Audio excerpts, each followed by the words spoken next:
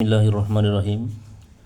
সপ্তম শ্রেণীর শিক্ষার্থীরা, গত ক্লাসে আমরা অনুশীলনী 1.1-এর 2-এর সবগুলো অঙ্ক সমাধান করেছিলাম।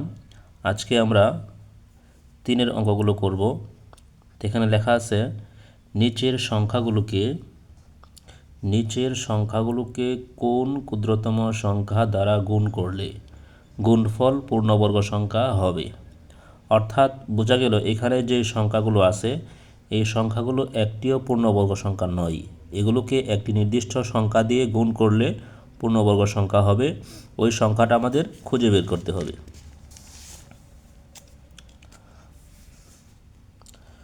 তো আমরা অঙ্ক করা শুরু করলাম।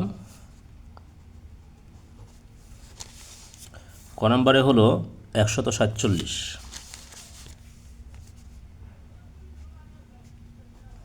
এখানে যে প্রসেসে কাজটা করব আমরা 1 নম্বরের মধ্যেও করেছিলাম মৌলিক গুণনীয়কের সাহায্যে, ঠিক তদ্রূপভাবে এখানেও মৌলিক গুণনীয়কের সাহায্যে আমরা আমাদের কাজগুলো করব। তো এখানে কোন সংখ্যা দিয়ে গুণ দেওয়া যায়? আগেরবার আমি বলেছিলাম যে সবগুলো সংখ্যাকে যোগ করে যোগফল যদি 3 দিয়ে ভাগ যায় তাহলে এই সংখ্যাটিও 3 দ্বারা ভাগ যাবে। এখানে আছে 7 এবং 4, 7 আর 4 হলো 8, 9, 10, 11, 11 আর 1 12, 12 সংখ্যাটি 3 দ্বারা বিভাজ্য, সুতরাং 147 সংখ্যাটিও 3 দ্বারা বিভাজ্য হবে। কাজে আমরা 3 দ্বারা ভাগ করব। 3 দ্বারা এটাকে ভাগ করলে কত হয় দেখি। 3 4 12,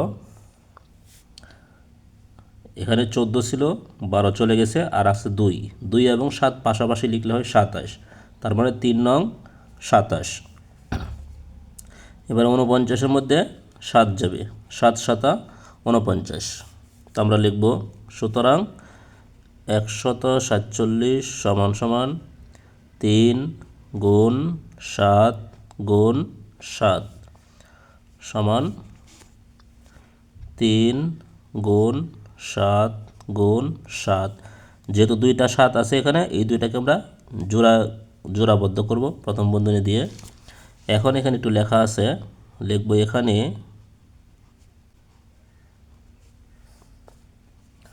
উৎপাদক 3। তোমরা হয়তো খেয়াল করেছ 3টা কিন্তু জোড়াবদ্ধ নয়, 3 একটাই আছে এখানে, এই জন্য লিখব এখানে উৎপাদক 3 জোড়াবিহীন।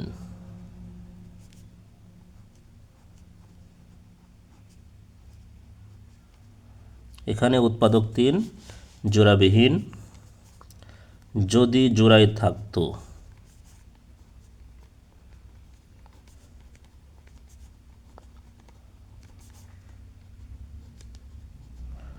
যদি জোড়ায় থাকতো তাহলে 147 সংখ্যাটি পূর্ণবর্গ হতো। কারণ আমরা আগেও দেখেছি যতগুলো সংখ্যা পূর্ণবর্গ হয়েছে সবগুলোর মধ্যেই একটা একটা করে জোড়া মিলেছে, কিন্তু এখানে 3 জোড়া হয়নি। সুতরাং 3-এর সঙ্গে যদি আরেকটা 3 জোড়ায় থাকতো তাহলে কিন্তু পূর্ণবর্গ সংখ্যা হয়ে যেত।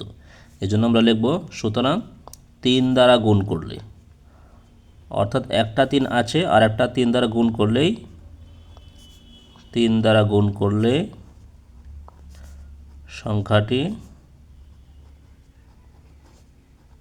পূর্ণবর্গ সংখ্যা হবে বা পূর্ণবর্গ হবে।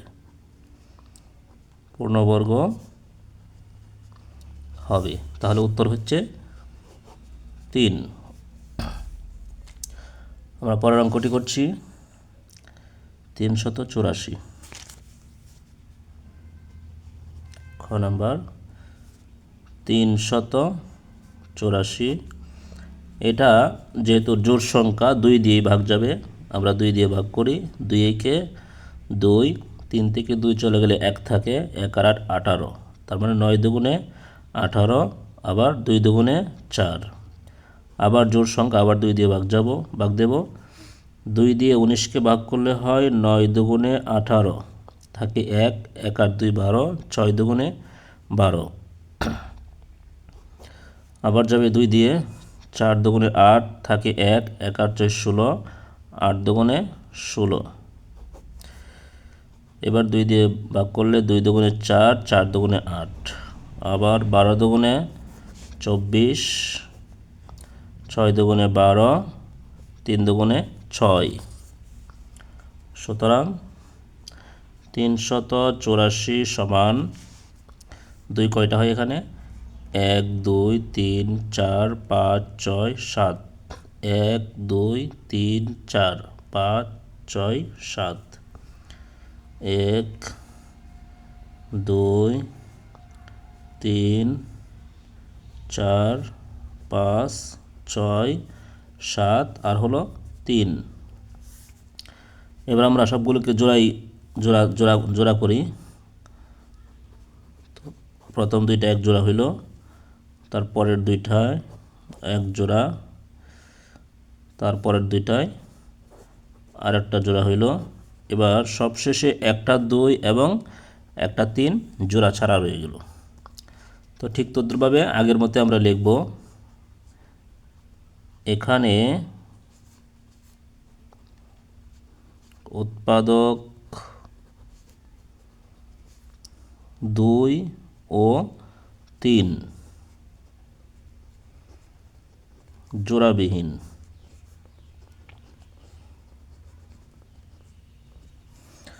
যদি জোড়ায় থাকতো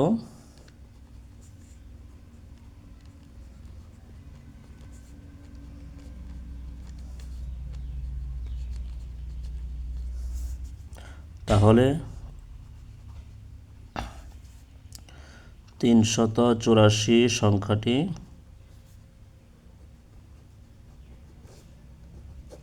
পূর্ণবর্গ হতো।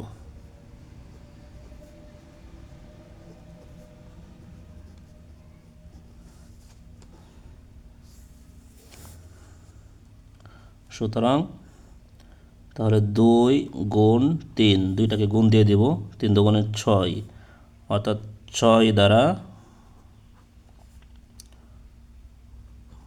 গুণ করলে সংখ্যাটি পূর্ণবর্গ হবে।